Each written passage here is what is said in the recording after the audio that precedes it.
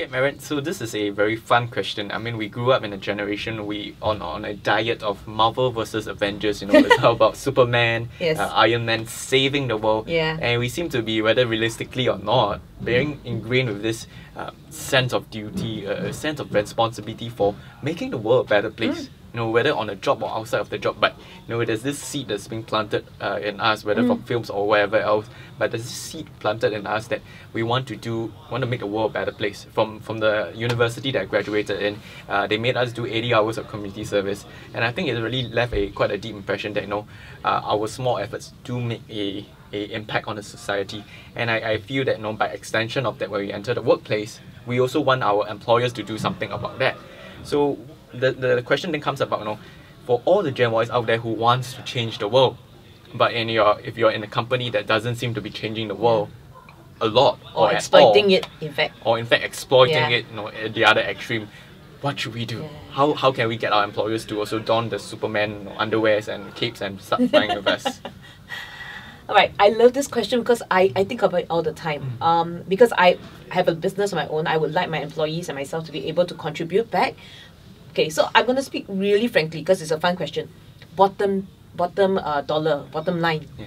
If my company is doing well enough and sustainable, then there will always be extra resources to share or to give back. So a lot of people want to join Tom's, right? Tom's buy one shoe, give away one shoe. Yep. That's a social enterprise model, and it's also a business model. So if you in that type of company, that's easy, right? From the beginning, the agenda is to help and make money back. But if I belong to a big bank, okay, and nothing against banks, or big pharmaceutical, right? Pharmaceutical, of course, trying to save in health and all that. But many times, a company, a business is business. If the bottom line is not met, or there's a fear that the bottom line will not be met, or there's actually deficits, they're not making money, the stakeholders will come after the company. So if you're in a company like that, you can well imagine that their first agenda is not corporate social responsibility or anything to just save the world. They're trying to save themselves. Save themselves. Exactly. Yeah. And saving themselves is not a bad thing. When people are given jobs, that is saving the world. Okay, so Gen Ys, don't jump. If I can give you a salary of 3,000 a month, I gave you a salary to feed yourself and somebody else. You're right? saving my world. First. Yeah. So yes, please, before you put on the Superman cape, save yourself first. So look at the company. Is it saving itself?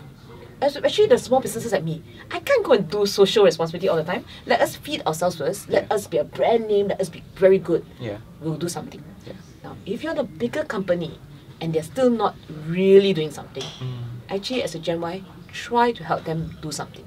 Maybe they're so focused they forgot how to refocus. Right? And they have the money and the resources. And a lot of big companies are doing very good social responsibility work. In fact, now.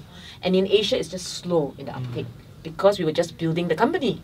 So we're not as fast as you want us to be sometimes. Right? And if we're not, contribute to let us know how to do it better. You did 80 hours of community work. So you actually are more versed in community work than probably some of your biggest people. Right. Your biggest people were building a company to give people food. Right? So they were saving your world. So combine your world and the world together.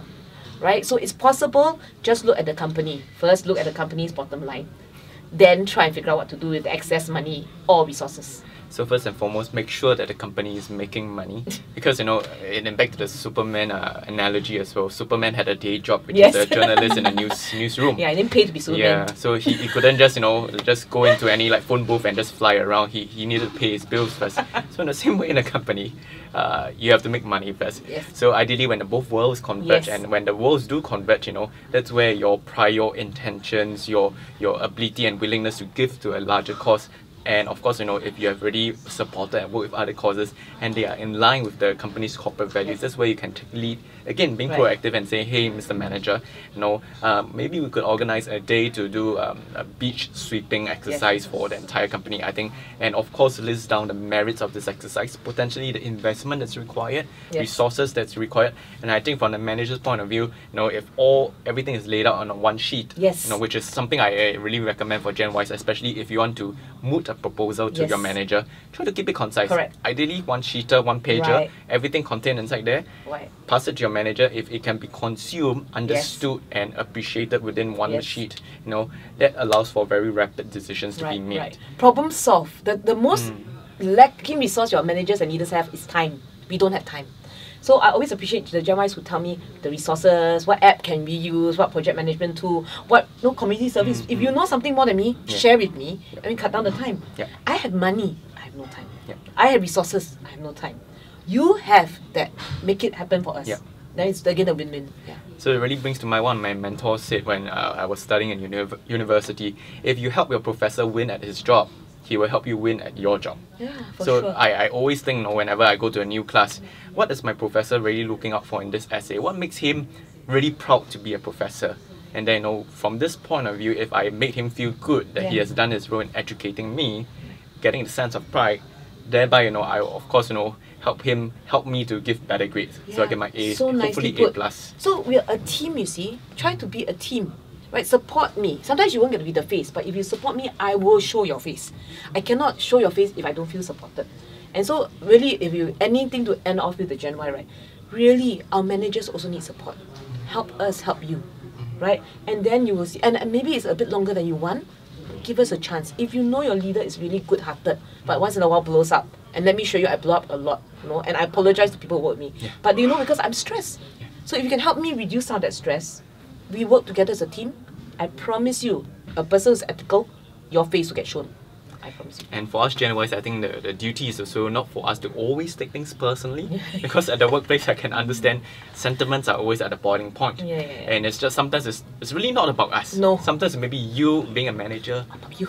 upset with the Mr. O employee Yeah. or Mr. Older employee. Or just the situation, or money. just the situation, or Money. maybe your boss's Yes. your boss's boss give him a bad day, and then just somehow the other things timing got wrong, and then you got scolded. Yeah. I think it's for us to just let it slip, let it Yes, go, please. and Please. and not take it personally. No, don't take it personally.